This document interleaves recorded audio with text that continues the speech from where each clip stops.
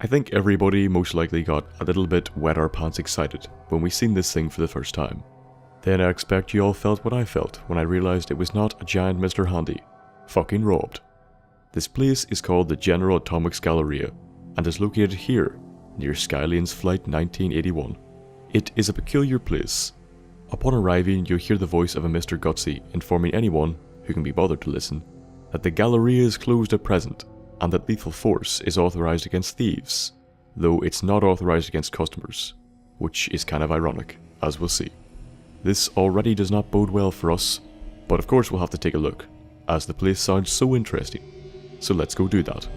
Approaching the front, the sign proudly tells you what this place is, a stark contrast to the shit interior. A Mr. Handy patrols the front and you can talk to him to get some information. Why is the Galleria closed? I'm sorry, but due to pending litigation, I am unable to comment. Please direct your inquiries to the General Atomics Legal Affairs Division. Who's the director? General Atomics' Patented Director Management System, DMS, is responsible for coordinating the actions of the robots here at the Galleria. The director allows the Galleria to operate autonomously, without the need for human intervention. What is this place? The General Atomics Galleria is the shopping center of tomorrow today. Our wide array of stores are staffed entirely by the General Atomics line of robots, showcasing the reliability and versatility of a robotic workforce. Come in and experience the General Atomics difference. That's all. Very well. Have a nice day. So some legal shenanigans is most likely afoot, and it almost certainly has something to do with the director.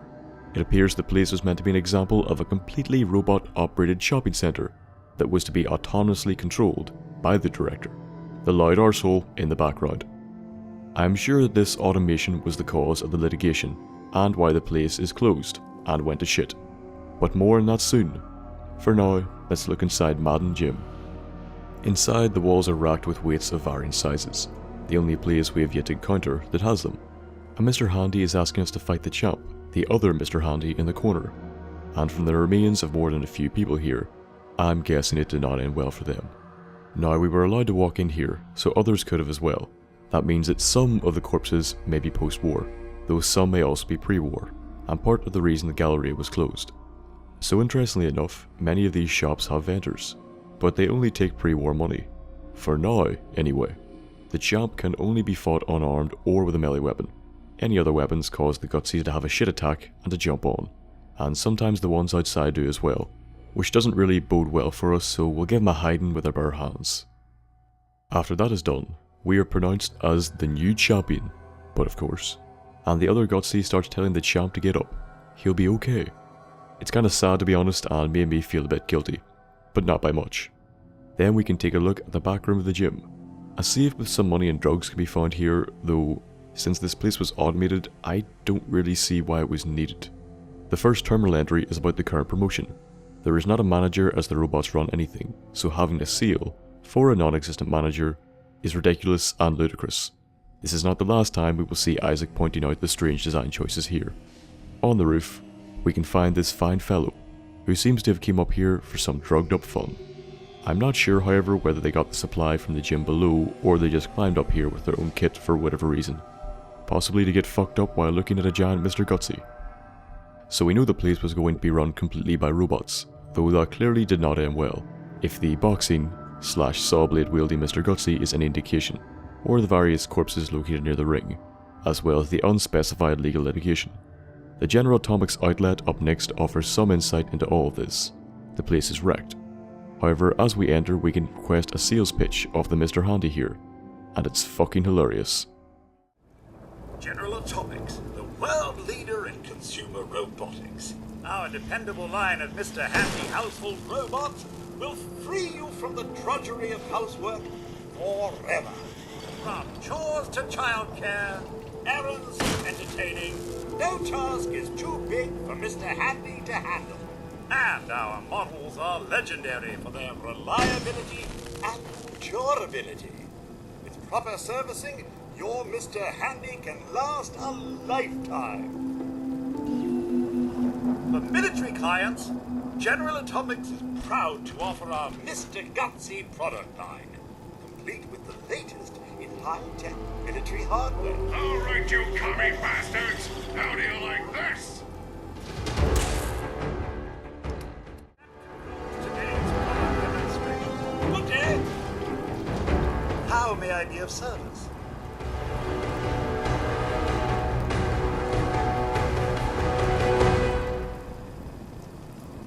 Are any of your robots for sale? Our floor models? Why, no. Those are for display only. Normally, I'd be happy to offer you your very own Mr. Handy kit. Some assembly required. But I'm afraid we're all out of stock. I'm sure the new models will be arriving any day now. So all the regular ones blew up, scaring the shit out of me in the process. Most likely, they have not been turned on in some time, and we're the first people here to receive the demonstration in a good wee while. This means the corpses most likely came from the previous demonstration of the Mr. Gutsy model, possibly the one that is already destroyed. The rest of the store is cleaned out, though whether this is because looters got to it, which I find unlikely, or because they were never properly stocked, I'm unsure. We can get through two wee doors at the back, which lead us to the outside, providing another way to get into the store if you wanted to. You know, sneak in and kill the Mr. Handy. Next, it's on to Handy Eats. So, it's a diner, right next to the outlet, and it provides another interesting encounter with the robots here, as well as some insight into the development of this place. Would you like a table? What's with all the bodies? We do have a lot of satisfied customers, don't we? They almost never leave. I still have one booth left. It'd be my pleasure to serve you.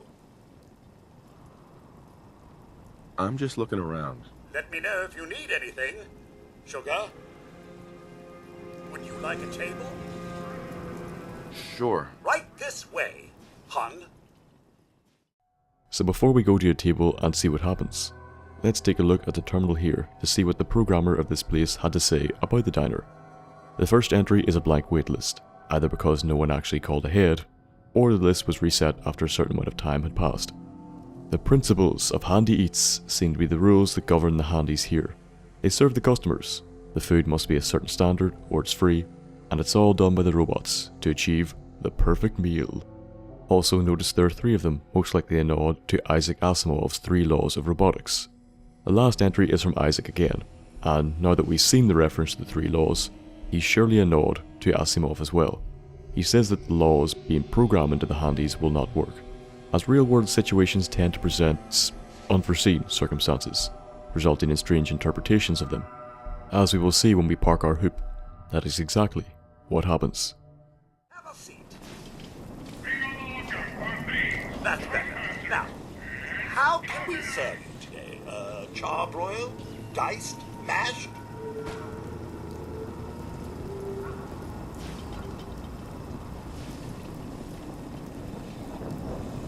Wait, what? At Handy Eats, serving you is our code.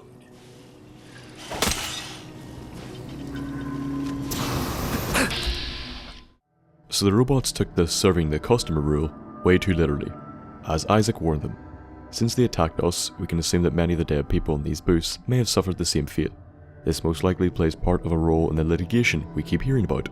It's clear that, one day, the robots started to behave erratically, and ended up injuring many of the customers. Or, more likely killing them, if their remains in the diner are anything to go on.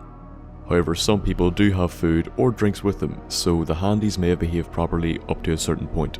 And then something happened, and they began to attack the customers, attempting to serve them. Next door to the diner is the bowling alley, the largest building in the whole Galleria, and the only one that requires us to go inside to take a look around. It's called Back Alley Bowling, and if you walk across the line, the handies all have a shit attack, and attack us like shits. So don't do that if you don't want to get attacked. There isn't much on this part of the ground floor. The bathrooms are normal enough, except that there is a random hole punched through one of the walls. I don't know. The actual office area behind the counter has a lot of empty shelves, where the shoes were kept, I'm assuming, and another safe that I don't understand the need of. And it jangles the moon monkey. or people that are into that sort of thing. A hole in the wall leads to a kitchen area that looks like it was for employees, as the diner next door would be for the customers. Though why this was needed here when the handies don't eat, I have no idea. Upstairs is a pool area that doesn't look like it was being used when all this shit went down, as some parts look tidied away, and I don't really think the homicidal handies did that. At the bar, some drinks are left out, as well as some plates, which to me suggests that someone was eating food, but once again I highly doubt it was a customer. Down the stairs at the back of the bar will lead us to this door here.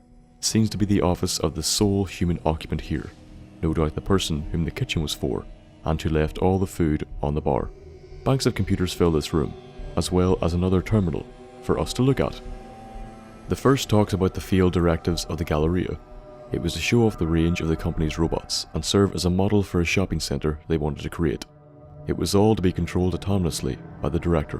One human, the person in this office, was required, by law, to be on site.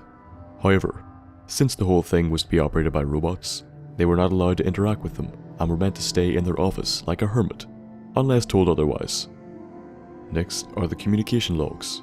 The first is from August. The person is making complaints about the behaviour of the robots. They're told, however, that their interaction may be the variable that's causing the robots to act strange, and that if a person's involved, it may open them up to more legal liability. Based on what Isaac said, there is a chance that their involvement was the cause of the robot's strange behaviour. The second one is from the 19th of the same month. They're told they can interact with the director to identify any robot strain from their normal programming, and supervise the repairs. It seems this happened after a fatality occurred, and my money is on the dodgy diner. Entry the third is from the 26th. This must be when the gallery was closed, most likely just after all the deaths we have seen thus far occurred. They are told to order the director to shut down, and if it does not work, then do it themselves. The last entry is on the day the bombs dropped. A Mr Kincaid had been instructed to order the director to initiate the grand reopening protocol. They will trigger several updates and they hope it will fix the strange behaviour of the robots. The cascade failures they talk about are likely when one error or mistake triggers more and more, and it just keeps going. The previous person here is dead, and they suspect the director is responsible. Obviously they never managed to initiate the protocol, though whether they too died by the director's hand, or the bombs, we'll have to see. Down these stairs we arrive at the area where I assume bowling balls were sent back up and the pins were reset. Some loot can be found down here, as well as another hostile handy. The doors are all off their hinges, so perhaps these were the ones that broke out, explaining the empty hubs. Only one group of people seems to have been here, and they all got killed, one dying mid-throw, and some thoughtless monster jammed a teddy bear into the slot where the balls come out. So this building was where the office of the only person was located, a person we now know was killed, as, most likely, was their replacement, by the robots. A Fallon's department store can be found next door. However, first, let's look at the roof. What looks like a soldier is up here, with a fusion core and a pipe rifle. Now they could also be a gunner or a raider, as they have the rifle. Though I'm not sure how they would have died. I mean, they're up here, the handies couldn't have exactly gotten to them. In fact, how the fuck did they get up here? The store itself is interesting, as inside is another Mr. Handy, with an interesting quirk. Are you a customer? Now you listen here. Every single item in this store is exactly where it belongs. Exactly. It's taken me years to get it all in order. You can look if you want, but don't touch anything. I'm watching you. So his name is Reg. Reg is an asshole. The store itself sells clothes and other forms of crap these places tend to stock. Reg says everything in it is in its place, and it's taken a long time to get it that way. Reg is fucking full of it. I assume it was ordered at one point, but the place is mostly barren now. That doesn't stop him from stalking you around the shop, and as soon as you touch anything, he becomes an aggressive asshole. I assume this is the result of some faulty programming around stopping people from stealing things. Several corpses can be found near items, most likely people who were trying to buy things, and then Reg killed them. Next to the department store is Pirellis Bakery, I think that's how it's pronounced, where Mr. Handy will call out the numbers from 12 to 21 in an endless loop. A shelter's found just outside, with the woman inside possibly seeking shelter from either the handies or the bomb. If we go in, we can find a man dead on a bench, and a bakery ticket, number 82. The man on the bench, funnily enough, has 22, just past the threshold where Crisp, the handy that's counting, will count, meaning they most likely waited here until something killed them. Most likely another robot. If you go in the back, they both attack you, and we all know how that turns out more or less. I assume he counts just past the last number served, 11 in this case, so he starts at 12. Part of the program seems to make him only count to a certain point, then repeat it, possibly in case people didn't hear him, but for some reason he never exits the loop. Stupid sod. The last business here is the Slocum Joe's next door, and, well, it's filled with gas, so watch yourself, don't go in guns blazing. Instead, talk to Bean here, and he will make you a lovely coffee. Welcome to Slocum's Joe. Can I set you up with a nice hot cup of coffee? On the house. Is that all you've got? I'd offer you some of our world-famous donuts, but I'm afraid they went stale a few weeks ago. Pretty much everything else has too, come to think of it. So, the coffee's about all that's left. Can I get you some? Is there a gas leak in here?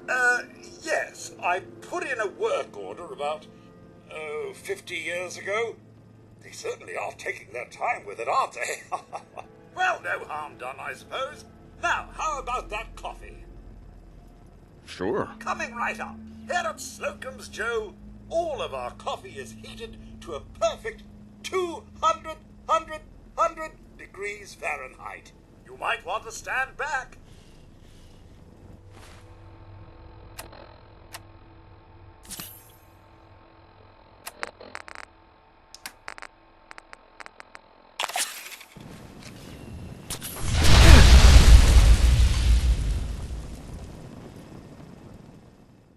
So after setting you on fire, he usually attacks, but didn't this time for some reason. So he has a messed up perception of time, as he says the donuts only went stale a few weeks back, but it's been centuries. Or they're just shit and keep for that long, in which case, I didn't want one anyway. The work order to fix the gas leak was put in 50 years ago, but it's still weird he would wait so long, unless 150 years ago was when he stopped tracking the date properly. In which case, several decades did pass and the donuts are still shit. The gas seems to be only triggered at high temperatures, but given the mistake with how hot the coffee is meant to be, it explains why it ignited. Some people here did get coffee, and the place wasn't that badly burnt, so they, like the others, may have been killed by other means. Now, it's on to the director's tower to settle this whole mess once and for all. We take a fancy elevator up, and then it leads to the inside of the giant Mr. Handy. Then it's time to talk to the director. Step forward, slowly. Hold it right there. I've been monitoring your approach. Impressive. Very impressive. For a low-life criminal! You've been watching me? Did you honestly think a state-of-the-art facility like the General Atomics Galleria wouldn't have proper surveillance equipment? And yet, despite all of my sensors, all of my robots, I still don't know why you're really here. Just what are you up to? Who are you working for? I want answers! Wait, the grand reopening? Are you Grand Reopening Supervisor 18 Alpha? You're late. So the person he's referring to is Mr. Kincaid, who I believe is the dead fellow on the ground here, most likely killed when the director was in a more damaged state. Yes? Yes, that's right. Manual authorization of the grand reopening requires authentication, so I'm going to need to see your ID. Sir. Wait, manual activation? Is there any other kind? Automatic activation was scheduled for January 1st, 2078. Wait. Analyzing. Corrupt task detected. Task scheduler repaired. Now executing previously scheduled task. Accessing protocols. All units, stand by for the grand reopening. Processing firmware updates. Done. Reinstating combat inhibitors. Done. Designating new facility supervisor. Done. The General Atomics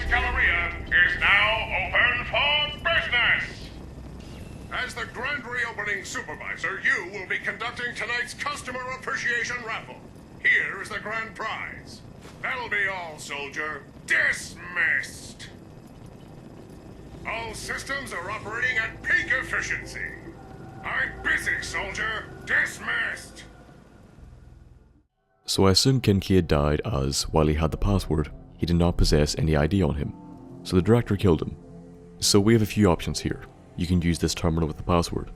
You can do what I just did, or you can get the badge from the General Atomics HQ and make him initiate the grand reopening, allowing us to access the stores and stop the other handies trying to kill us.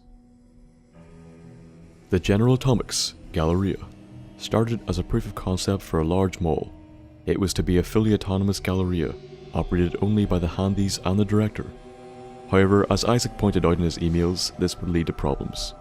The rules with which they were built to follow did not account for outside variables or interference, such as the handies in the diner attacking people, Crisp never counting past 21, Reg attacking anyone who tried to buy anything in the store, and the odd behaviours of the other handies. There was only one person here, Kincaid's predecessor. They voiced their concerns to management and even tried to intervene, though they were told not to. Eventually, someone was killed, and a few days later, the incident happened. Now, I'm not sure exactly what it was, but we can assume it was the cause of the galleria's closing, and most likely resulted in the deaths of all the people still here, as no one else would have been allowed back in. The handies either malfunctioned because of the director, or because of the predecessor's involvement, but malfunction they did, and took everyone with them. Kincaid was sent in to shut it down, and was killed in the process, likely due to a lack of ID. It is left to us, in the end. We had to brave this galleria of lunacy, with its quirky handies and strange program behaviour, had to initiate the grand reopening, to stop their homicidal tendencies, and, finally, after all of that, make full use of the manager's seal, and get a fabulous discount.